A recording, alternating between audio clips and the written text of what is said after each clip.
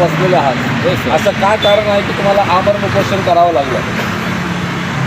आम्हाला आमरण उपोषण करण्याची वेळ आली नसती, पण संगीता राठोड मॅडम ज्या आहेत ती आमच्यावर वेळ आणलेली आहे.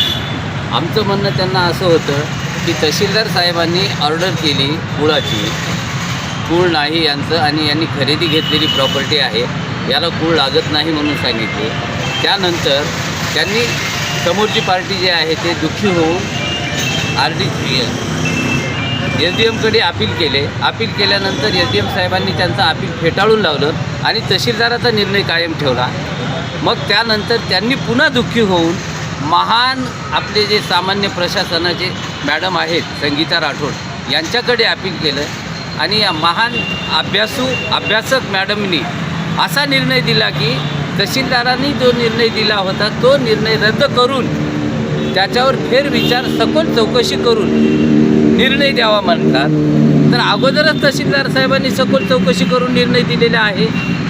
पुन्हा निर्णय देण्याची आवश्यकता केवळ हा टाईमपासपणा आहे, वेळ घालूपणा आहे. 7 वर्षापासून आम्ही हेच करत आहोत.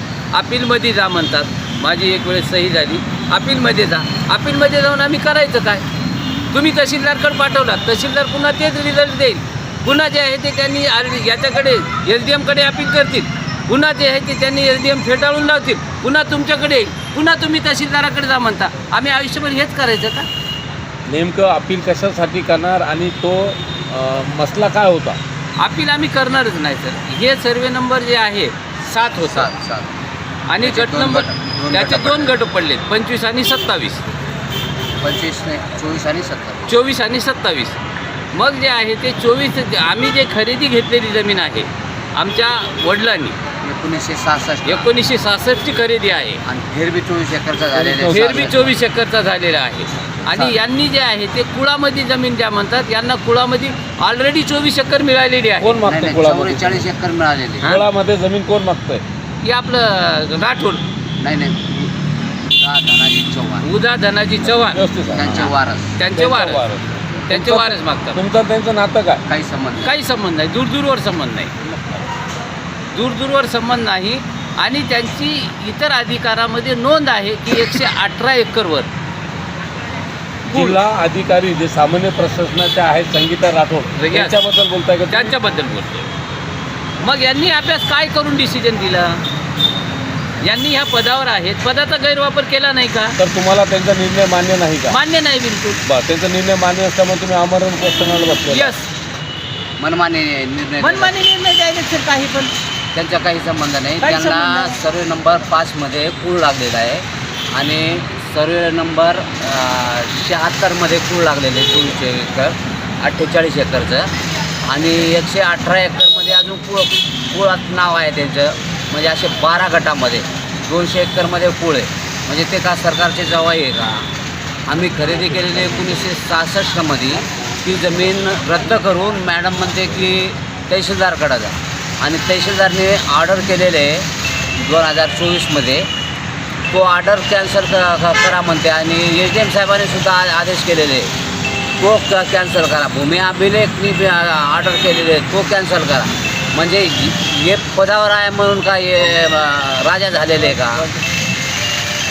असे हजारो शेतकरी आणि त्यांचे समृद्धीत गेलेले बळजबरी त्यांच्यावर केस दाखल करतात आणि सेटलमेंट करतात.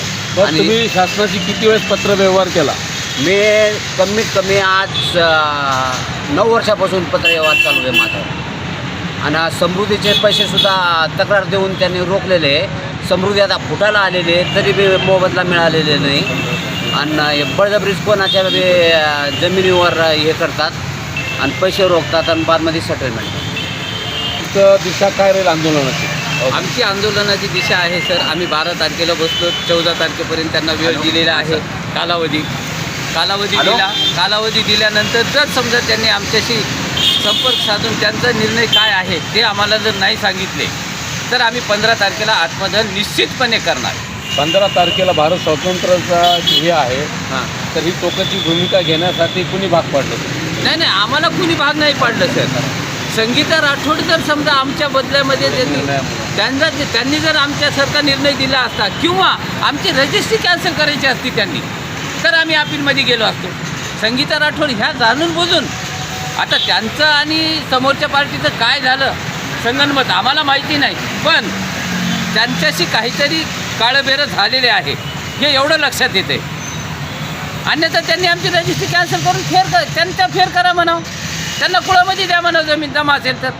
ठीक आहे सर, तुमचं नाव सांगा. माझं नाव गौतम जक्कोजी सोनकांबळे आणि कृष्णा अंबादास राठोड. माझं नाव आम्ही दोघांनी मिळून जे आहे ते उपोषणाला बसलेले आहे. मी याचा मानलेला भाऊ आहे, मानसपुत्र आहे.